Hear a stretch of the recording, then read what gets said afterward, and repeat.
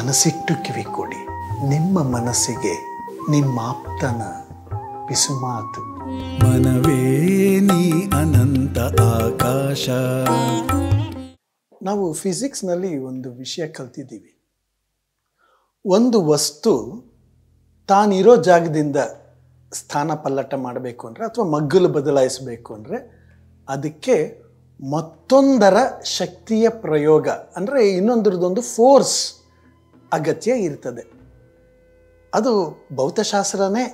Physics ಅನ್ನೋದು ನಮ್ಮ day to day ಲೈಫ್ನಲ್ಲಿ ಎಲ್ಲ ಕಡೆಯೂ ನೋಡುವಂಥದ್ದು. ಹಾಗೇನೆ ರಾಸಾಯನಿಕ ಕ್ರಿಯೆ ನಡೆಯೋ ಜಾಗದಲ್ಲಿ ಅದರಲ್ಲಿ ರಾಸಾಯನಿಕ ಶಾಸ್ತ್ರವನ್ನು ನೆನಪಿಸ್ಕೊಳ್ಳೋಣ. ಅಣುಗಳಲ್ಲಿ ಪರಮಾಣುಗಳ ಬಂಧಗಳು ಒಡೆಯೋದಕ್ಕೆ, ಬೇರ್ಪಡಿಸೋದಕ್ಕೆ ಅಥವಾ ಮರು ಜೋಡಣೆ ಆಗುವಂಥ ಕೆಲಸನ ಮಾಡಬೇಕು ಅಂದರೆ, ಅಥವಾ ವೇಗಗೊಳಿಸಬೇಕು ಅಥವಾ ಆ ಕೆಲಸ ಆಗೋದಕ್ಕೆ ತಡಿಬೇಕು ಅಂತಂದರೆ ಯಾವುದಾದ್ರೂ ಒಂದು ವೇಗವರ್ಧಕ ಶಕ್ತಿ ಅಥವಾ ಪ್ರೇರಣೆ ಬೇಕಾಗ್ತದೆ. ವೇಗವರ್ಧಕ ಅಥವಾ ಈ ಪ್ರೇರಕ ರಾಸಾಯನಿಕ ಕ್ರಿಯೆ ನಮಗೆಲ್ಲ ಗೊತ್ತಿರುವಂಥದ್ದೇ. ಅಂದರೆ ಕ್ಯಾಟಲಿಸ್ಟ್ ಅಂತ ಹೇಳ್ತೀವಲ್ಲ ಆ ಥರ. ಉದಾಹರಣೆಗೆ ಈಗ ಕೊಳೆ ಆಗಿದೆ ಬಟ್ಟೆನ ಕೊಳೆ ಬಟ್ಟೆನ ತೊಳಿಬೇಕು ಅಂದರೆ ನಾವು ನೀರನ್ನು ಉಪಯೋಗಿಸ್ತೀವಿ. ನೀರು ಬೇಕೇ ಬೇಕು, ಮುಖ್ಯವಾದ ಸಾಧನ. ಅಂದರೆ ಕಾರಕ ಅದು. ಅಂದರೆ ಬರೀ ನೀರಿಂದ ಕೊಳೆ ಹೋಗಲ್ಲ.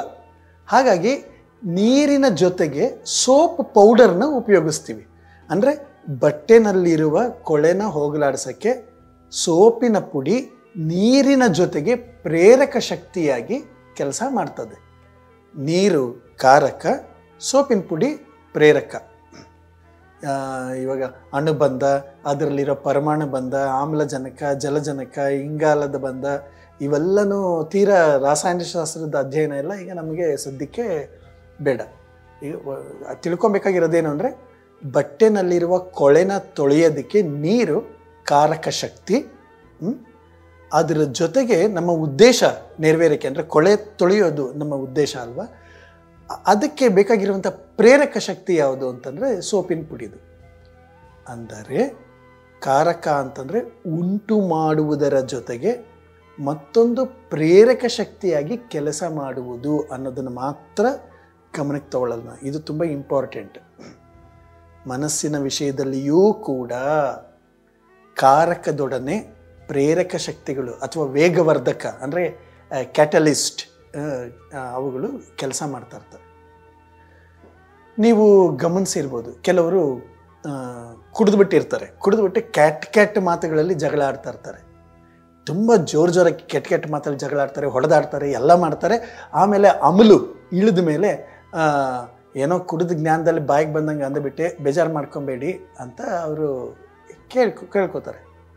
ಅದು ಹಾಗೆ ಕೇಳೋದು ಕ್ಷಮೆ ಕೇಳೋದ್ರ ಮತ್ತೊಂದು ರೂಪ ಅಂತ ತಿಳ್ಕೊಳ್ಳೋಣ. ಕ್ಷಮೆ ಕೇಳೋದಕ್ಕೆ ಇದೊಂದು ರೀತಿ.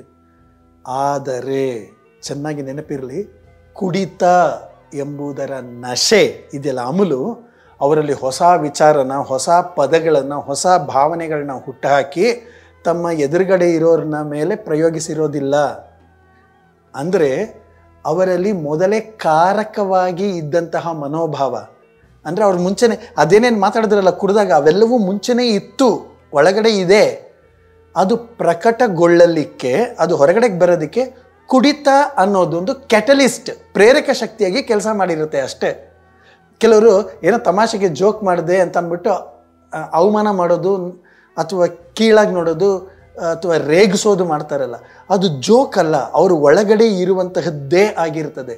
ಕೋಪದಲ್ಲಿ ಏನೋ ಒಂದು ಮಾತು ಹೇಳಿಬಿಟ್ಟೆ ಬೇಜಾರು ಮಾಡ್ಕೊಳ್ಬೇಡಿ ಅಂತ ಯಾರು ಹೇಳ್ತಾರೆ ಅಂತ ಇಟ್ಕೊಳ್ಳಿ, ಚೆನ್ನಾಗಿ ತಿಳ್ಕೊಳ್ಳಿ.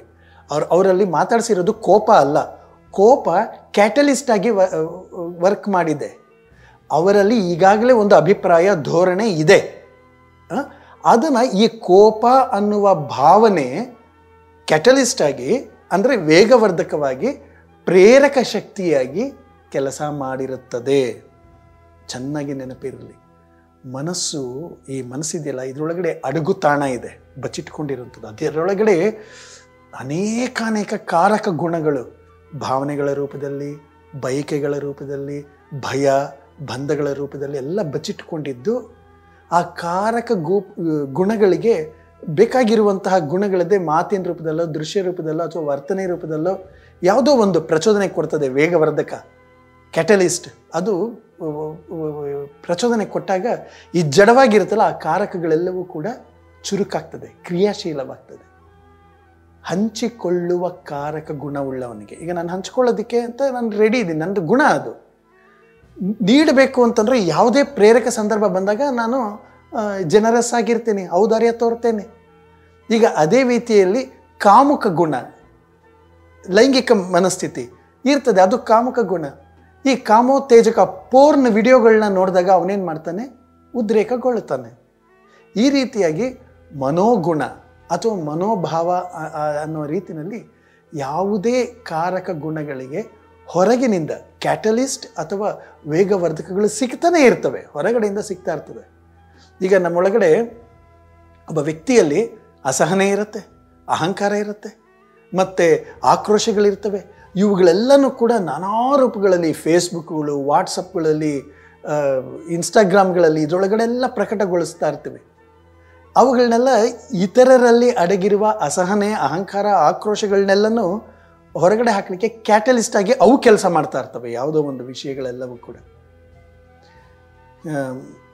ಸಾಹಿತಿಗಳದ್ದು ಬರಹಗಳಾಗಲಿ, ಭಾಷಣಕಾರರ ಭಾಷಣಗಳಾಗಲಿ, ಸಿನಿಮಾಗಳಾಗಲಿ, ಹಾಡುಗಳಾಗಲಿ, ನಾಟಕಗಳಾಗಲಿ ಎಲ್ಲವೂ ಕೂಡ ವ್ಯಕ್ತಿಗತವಾದಂತಹ ಅಂದರೆ ಪರ್ಸನಲ್ ಆಗಿರುವಂಥ ನಡೆನುಡಿಗಳೂ ಕೂಡ ಮನುಷ್ಯರ ಮನಸ್ಸಿನ ಅಣುಗಳಲ್ಲಿ, ಮನಸ್ಸಿಗೂ ಒಂದು ಅಣುಗಳಿವೆ, ಅವುಗಳಲ್ಲಿ ಭಾವರೂಪದ ಪರಮಾಣುಗಳನ್ನು, ಮನಸ್ಸಿನ ಅಣುಗಳಲ್ಲಿ ಭಾವರೂಪದ ಪರಮಾಣುಗಳನ್ನು, ಬಂಧಗಳನ್ನು ಕಟ್ಟುವ, ಕೆಡವುವ, ಮರುಕಟ್ಟುವ, ಭದ್ರಪಡಿಸುವ, ದುರ್ಬಲಗೊಳಿಸುವ ಈ ರೀತಿ ನಾನಾ ಕೆಲಸಗಳನ್ನು ಅದು ಮಾಡ್ತಾ ಹೋಗ್ತದೆ. Understanding mind is very very scientific.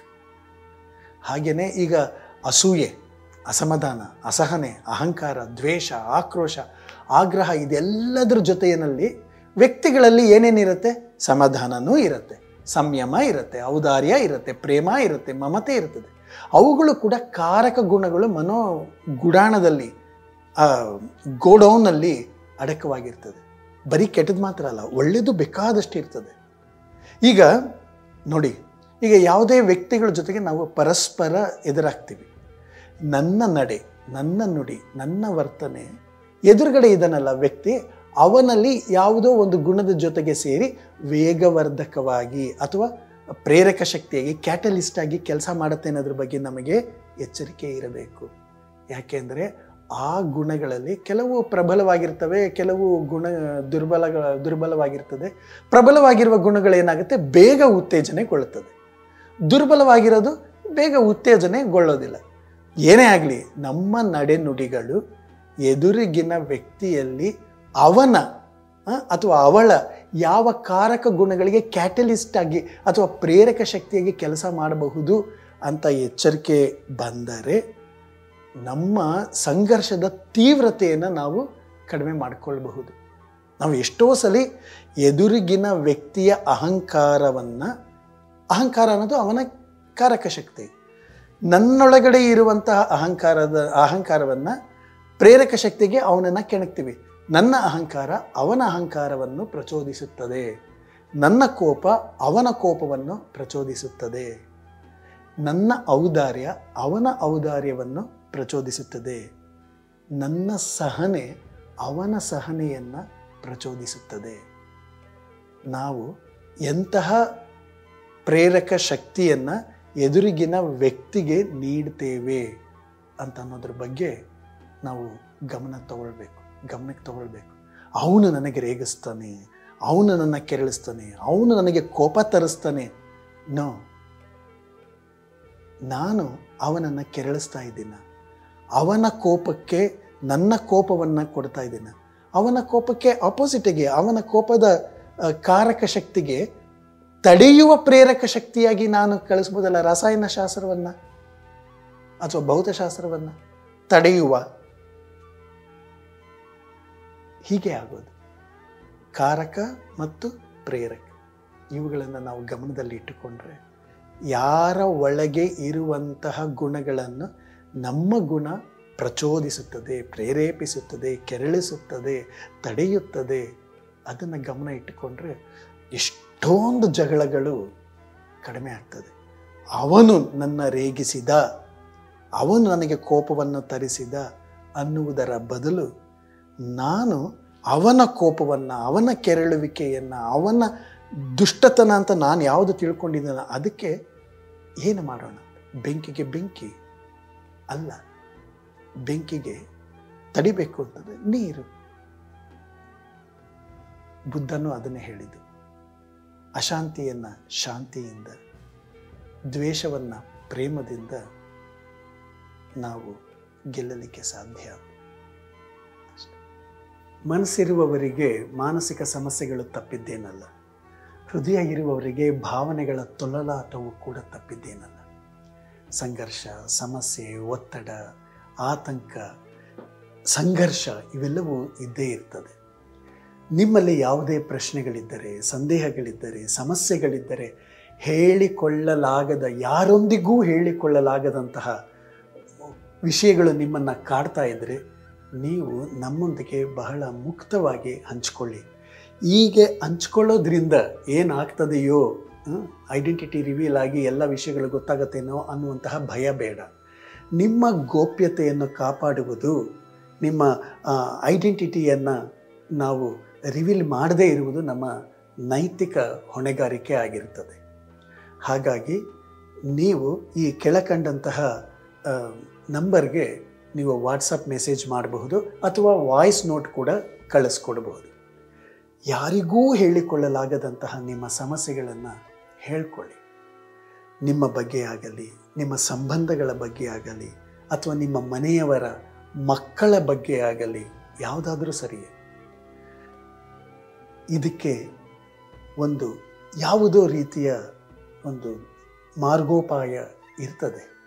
ಸಾಧ್ಯವೇ ಇಲ್ಲ ಅಂತ ಅನ್ನುವಾಗ ದಿ ಡೆಡ್ ಎಂಡ್ ಅಂತ ಏನು ಇರೋದಿಲ್ಲ, ಬೇರೆ ಕಿಟಕಿಗಳು ತೆಗೆದಿರ್ತದೆ.